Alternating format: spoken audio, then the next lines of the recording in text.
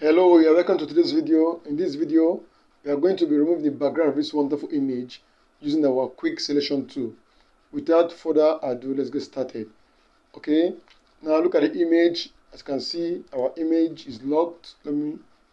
Our image is locked. We can't move it. Why? Because the image is locked.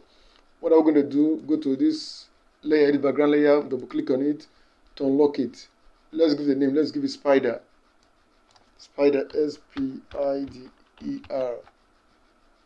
Spider-Man, M-A-N. Okay, Spider-Man. Now let's go and pick our quick selection tool. Alright, we've picked it. Let me zoom in. I have a video on how to zoom in and zoom out in Photoshop. You can subscribe to my channel and you get the video there.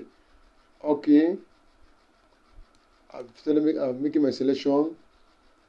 Now, as you can see, I'm pressing square bracket close to increase my brush size. Okay, it's increased. I'm making a selection of this image.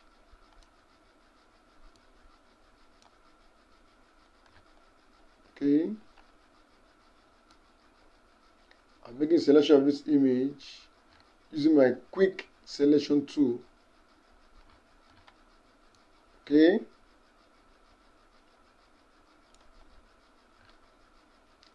making selection of this image using my quick selection tool.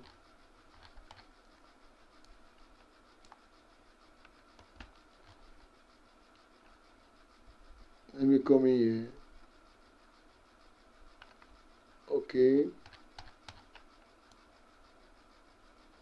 I'm making selection of this image using my quick selection tool.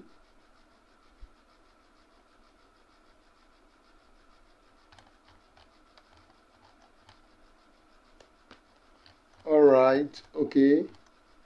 As you can see, I'm through. Okay, now let me make selection of this area. Now I'm holding my square bracket open button or key to reduce the brush size. I can make a selection of this area. Okay, I think I'm through with my selection. I'm through the selection. Okay, let me zoom out. What am I going to do? Now I've made selection of the background of this image. I've made selection of the background of this image. As you can see, let me do this. Let me press Ctrl Alternate I, invert selection. As you can see, I've made selection of the image itself.